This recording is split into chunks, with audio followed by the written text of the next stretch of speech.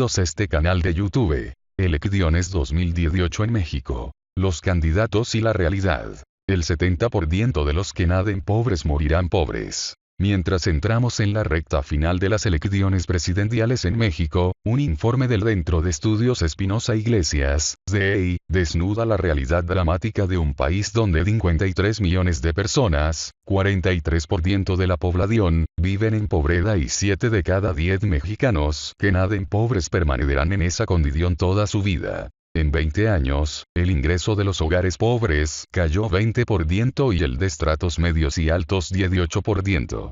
México no genera suficientes medios de movilidad social, tampoco de mejoría en el ingreso. En el pasado cuarto de siglo el ingreso promedio de los hogares disminuyó en términos reales, es decir, perdió capacidad de poder de compra, indica el informe. El economista Nadal señala que uno de los temas que brilla por su ausencia en el debate político hoy en México es el de las restricciones que se imponen en materia de política macroeconómica.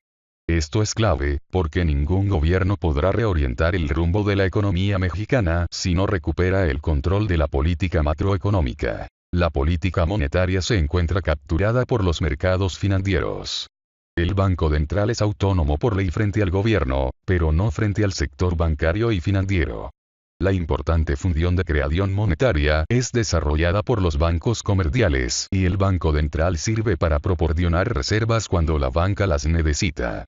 La tasa de interés está más relacionada con la necesidad de retener capitales en México para sostener las reservas del Banco Central que con cualquier otro objetivo. Si el próximo triunfador de las elecciones presidenciales está preocupado por reorientar el rumbo de la economía, deberá tomar en cuenta estas restricciones, que a final de cuentas se han impuesto como candados para evitar cambios en el modelo neoliberal.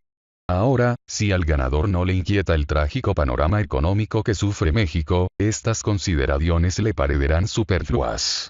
Pero también le debe parecer trivial el hecho de que la sociedad mexicana es una bomba de tiempo, añade Nadal. La realidad real es que el ingreso de los hogares más pobres disminuyó 20% entre 1992 y 2016. En el mismo periodo, el de las familias de estratos medios y altos lo hizo en 18%. El informe es lapidario. Con este ritmo de crecimiento de la economía, el ingreso promedio de la población tardará 70 años o más en duplicarse. O sea, los pobres seguirán en pobreza y los ricos en la riqueza. Es el recurrente tema de la desigualdad creciente. Quienes nacen pobres se quedan pobres y quienes nacen ricos se quedan ricos, plantea el CEI, ya que 9 de cada 10 mexicanos que nacen en familias ricas nunca caerán al nivel intermedio y, de entre ellos, 8 nunca se ubicarán en un rango menor de ingreso al que tenían sus familias. La posición social se transmite de padres a hijos y en esta dinámica de baja movilidad social, México es una sociedad donde las condiciones de origen determinan las opciones de logro de las personas, dijo Roberto Vélez, director ejecutivo del CEI. Al no lograr que sea un hecho la movilidad social, que las personas tengan más ingreso y oportunidades de educación, salud, empleo y pensión que sus padres, el país se está convirtiendo en una sociedad de mexicanos de primera, segunda, tercera y cuarta clases, desgraciadamente, dijo Vélez. En México la pobreza combinada con la informalidad en las actividades económicas inhibe las oportunidades de escalar en la pirámide social. Para que esto cambie es necesaria una reforma fiscal que lleve a la eliminación de la informalidad en la actividad productiva y a una mayor recaudación de impuestos, y que el sistema de protección social se unifique y universalice. Esto incluye reformas en los sistemas de salud, de pensiones y de seguridad social. También es necesaria la cobertura, calidad y pertinencia del sistema educativo deben centrarse en mejorar e igualar oportunidades de aprendizaje, en especial en la educación media superior, y las políticas públicas deben promover un mercado laboral flexible y seguro, eliminando a la vez la discriminación hacia grupos vulnerables. El mensaje a los candidatos presidenciales es claro. No basta con maquillajes, hay que producir cambios estructurales y romper con las restricciones que se imponen en materia de política macroeconómica. Andrés Manuel López Obrador, AMLO, el candidato presidencial de la centroizquierda, sigue encabezando la intención del voto, 44,4%, para las elecciones del 1 de julio en México, y eso ha despertado una coalición virtual de los 4 partidos de derecha, gobierno y funcionarios, además de los grandes empresarios, para derrarle su tercer intento en llegar a Los Pinos. El subcomandante Galeano, antes subcomandante Marcos, del Ejército Zapatista de Liberación Nacional, EZLN, que nunca ha apoyado a la centroizquierda electoral, señaló que la izquierda institucional está tan embriagada, celebrando un triunfo que todavía no tiene en la mano, que no se da cuenta por dónde viene el fraude y no tiene un plan B.